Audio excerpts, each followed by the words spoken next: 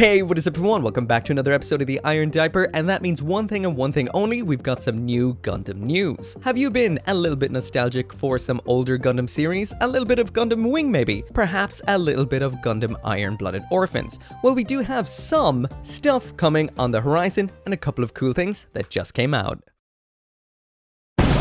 So first up, when it does come to Gundam Wing, 2025 is the 30th anniversary of the 1995 anime, so Bandai and Sunrise do have a few things lined up for the year in order to celebrate. It's mainly a bunch of designs, some new products, and what's definitely been making the biggest waves online is this brand new, almost Gundam Wing intro-esque animation. Basically, we've got a whole bunch of Gundam Wing scenes that seem to include some of the TV anime. It moves all the way to Endless Waltz and then right into the novel Frozen Teardrop. This is definitely a massive dose of pure nostalgia. Personally, to me, it looks like what I remember Gundam Wing to, well, look like.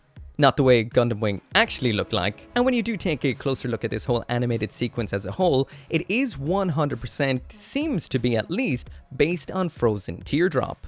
Just in case you aren't particularly familiar with what Frozen Teardrop is, it was a series of novels that were released to celebrate the 15th anniversary of Gundam Wing. Some of this particular story, or most of it, is set 20 to 30 years after the Gundam Wing movie Endless Waltz, and there are some other flashbacks to various characters and stuff that did come before. A lot of the aspects in this actual animation that really do show that this is Frozen Teardrop is the fact that the actual Hiro Yui design is this one right here, wearing the Frozen Teardrop ensemble, which is pretty much that white hoodie. On top of that, we do have a complete lack of TV mecha designs besides the TV version of Wing. We have all of the Endless Waltz designs of the mobile suits, and we also have post-Endless Waltz mobile suits, which are directly pretty much from Frozen Teardrop, but I will speak about it a little bit later, that there's something a little bit different about these. We also do have a couple of Frozen Teardrop characters in here that we never would have seen in the anime or the movie, and just like we would have seen with the Frozen Teardrop novels, as well as the Glory of the Losers manga, this is completely almost retconned all of the TV versions or the Kunio Okara designs of the original mechs. It's not the only thing that got retconned. So did Hiro Yui actually stick in his landing.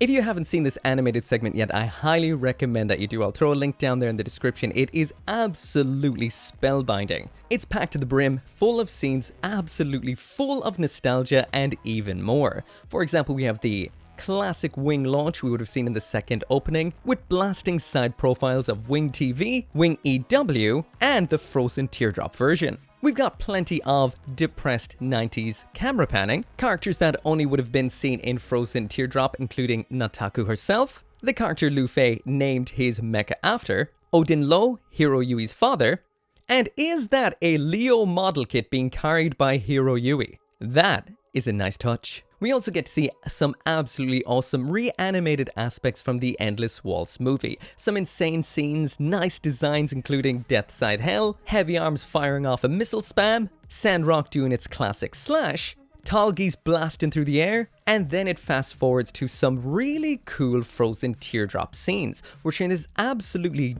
well, all I can say is different style of animation that just is so vivid and beautiful. Once again, just in case you're not too familiar with Frozen Teardrop itself, this is a novel series that does take place 20 to 30 years after the events of Gundam Wing and Endless Waltz, which was the After Colony universe. This now is the Mars Century. Now, one of the most interesting aspects about this particular segment of the animation is we get cloaked versions of our, well, beloved Gundams. We've got Deathside, Sandrock, Heavy Arms, and a tusked side profile of a Gundam that must be Altron. Oh yeah, and an absolutely Jedi Wing Gundam.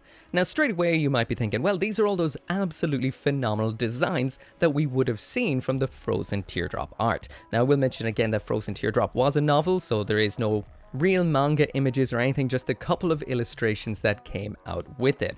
Now these particular mobile suits had some crazy names. We had Gundam Warlock, Gundam Prometheus, Gundam Shurhurazade, and of course Gundam Snow White. However, that is not what they're actually called in this particular segment. There is a whole bunch of information dropped by Bandai and Sunrise over on X, and that included the names of these particular Gundams, which are Quite simply, Wing Gundam Zero Cloaked Custom, Gundam Deathside Hell Cloaked Custom, Gundam Heavy Arms Cloaked Custom, Gundam Sandrock Cloaked Custom, and you guessed it, Altron Gundam Cloaked Custom. So these aren't the names that we would have seen in Frozen Teardrop. Which leads us to what I think this particular segment is actually advertising, and that is there is a new Gundam Wing manga coming out called Mobile Suit Gundam Wing 0.5.half Preverter 7. Now, I'm not sure if this is just a bad translation or if that's what it's actually meant to say, but basically what it says on here is the English version is released on the 30th anniversary special website. It says chapter 1 is now available, and to commemorate the 30th anniversary of Gundam Wing, Sakura Asagi and Katsuyuki Suzumizawa have teamed up once again for a new manga series. The story will unfold a new narrative that bridges the gap between Endless Waltz and Frozen Teardrop. So that is where our new cloaked custom versions of our favorite Wing mechs came from. As for if we're ever going to be getting any kind of animation or any kind of anime out of this, it's yet to be seen. It doesn't seem too likely, but then again, a lot of Gundam mangas that have been out there, including Gundam The Origin as well as Gundam Thunderbolt, have gotten anime, so it's not entirely unlikely. However, it does actually seem, and this is very heavily implying, that this little animated segment itself is the actual celebration, and that's what we're getting. On top of that, if you couldn't be arsed watching the whole series of Gundam Wing yourself, but you want to know about it, you can actually watch a 32-minute breakdown of the entire series by the voice actor of Duo Maxwell over on the Gundam Info. On top of that, a whole bunch of various Gundam Wing products are announced to be released coming soon, a lot of which are just kind of little bits like acrylic stands, various little bits like that. We've got cat versions of the various characters from Gundam Wing, and the only actual physical collectible items is there is going to be a brand new metal robot Tamashi version of Wing TV, which looks very nice, and an SH Figure Arts figure of Hiro Yui in his classic just rolled out of bed but wearing a pair of Tims ensemble. Sadly, no new gunpla announced as of yet. So blasting forward 20 years in time from 1995 to 2015, we're moving from Gundam Wing to Gundam Iron Blooded Orphans. This year, later on this year, we're going to be seeing a brand new Iron Blooded Orphans movie. Well, brand new is a little bit of a stretch because it does reuse scenes from an app game.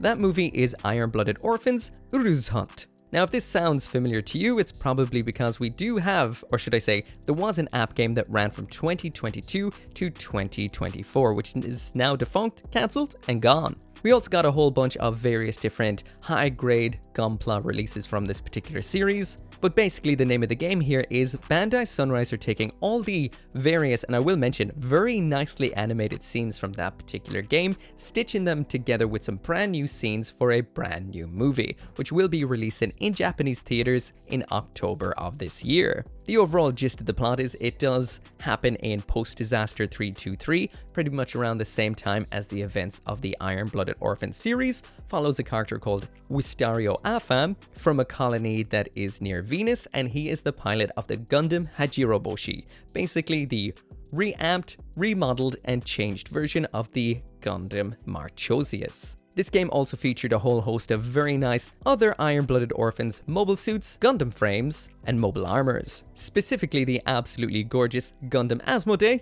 and Gundam Zagan. And a lot of the mobile suits from this particular game and the upcoming movie are already available, and Gundam Zagan is coming out in December of this year, so quite a bit to be excited for.